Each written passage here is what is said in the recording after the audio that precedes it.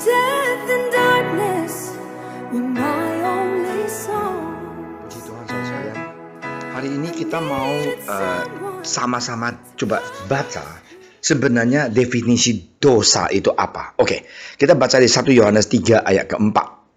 Di sini dikatakan bahwa setiap orang yang berbuat dosa melanggar juga hukum Allah. Sebab dosa ialah pelanggaran hukum Allah. Oke, mari kita berdoa. Terima kasih Tuhan Yesus atas firman Engkau. Biarlah Roh Kudus Tuhan bekerja dan urapi hamba Engkau yang menyampaikannya. Bukalah hati dan pikiran kami supaya firman Engkau bisa menjadi kekuatan dalam kehidupan kami. Dalam nama Engkau Tuhan Yesus kami berdoa. Amin.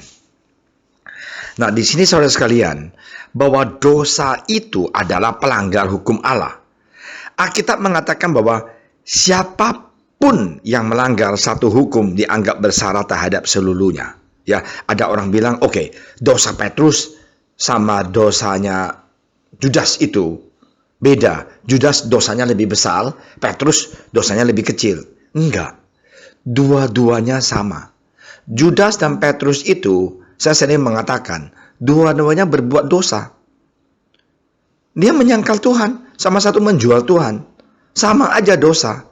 Dosa adalah suatu gangguan dalam area terlarang. Tindakan melangkahi batasan ilahi antara yang baik dan yang jahat.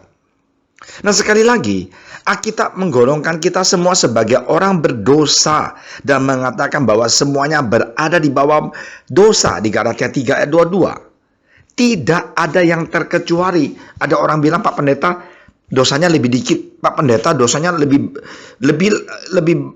sedikit daripada jemaat. Nggak bisa. Pak Pendeta juga manusia. Alkitab mengatakan tidak ada yang terkecuali. Semuanya sama.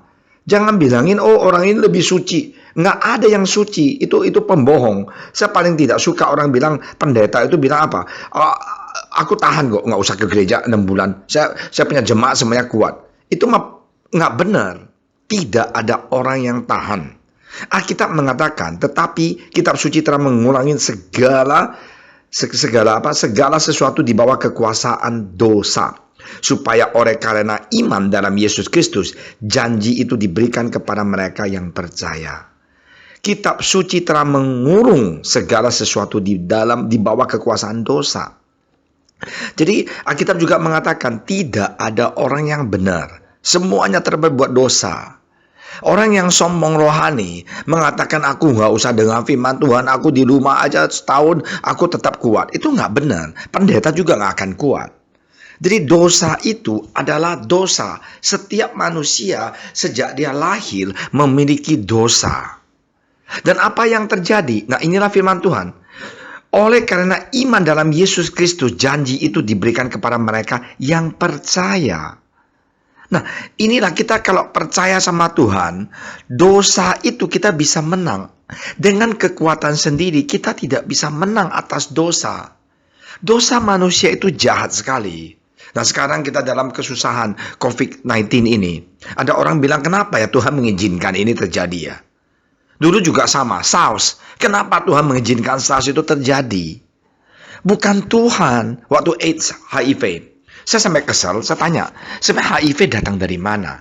HIV itu, penyakit itu, virus itu, penyakit itu datang karena manusia mempunyai hubungan dengan binatang. Dan itulah yang menjadikan HIV. Dan manusia itu kena penyakit ini, dia hubung lagi dengan perempuan, dengan manusia, dengan istrinya, dengan segalanya. Dan itu terjadi. Jadi itu bukan salah Tuhan.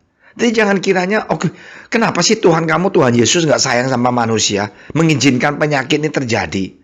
Ini bukan, ini dosa manusia. SARS, kenapa terjadi? Orang Tiongkok apa juga makan, orang Tiongkok.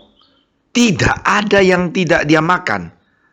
Ada satu perkataan di bahasa Mandarin, bahwa semuanya binatangnya, burung yang di atas yang bisa terbang dan binatang yang di bawah yang ada 4 kaki, semuanya bisa dimakan selain kaki meja. Nah, itulah bahasa orang Tiongkok itu yang bercanda. Mereka apapun makan, datanglah penyakit SARS. Nah, kita nggak tahu ini COVID-19 dari mana. Kita nggak tahu. Ada orang yang bilang dari Amerika, ada orang dari Tiongkok, dari Wuhan, makan binatang dan segalanya. Kita nggak tahu. Tapi saya mau katakan bahwa bukan Tuhan yang membuat ini semuanya. Sering sekali manusia yang membuatnya. Jangan kita salahin Tuhan Yesus. Tuhan Yesus kita itu sayang sekali dengan kita. Tuhan Yesus itu dia cinta sama kita. Dia tidak mungkin mau mengizinkan musibah, penyakit, dan segalanya yang susah-susah ini datang di dalam kehidupan anak Tuhan. Tuhan itu baik sekali. Dia adalah Bapa yang paling baik.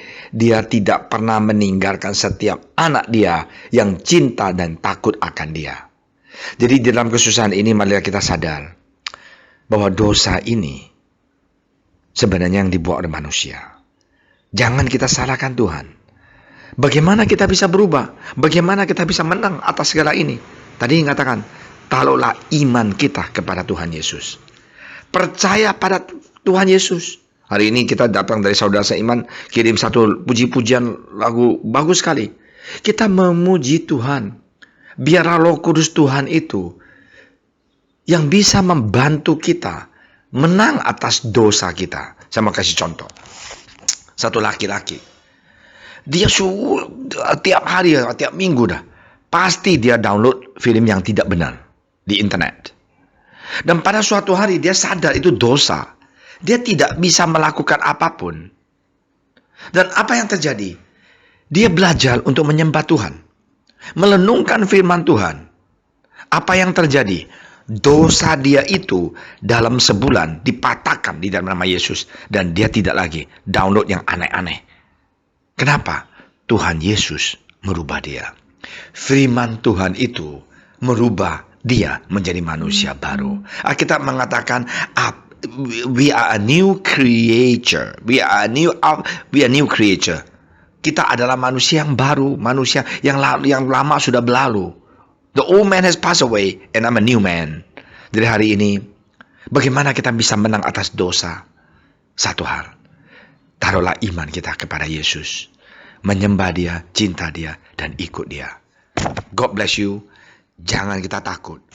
Semuanya ini penyakit datang di dalam nama Tuhan.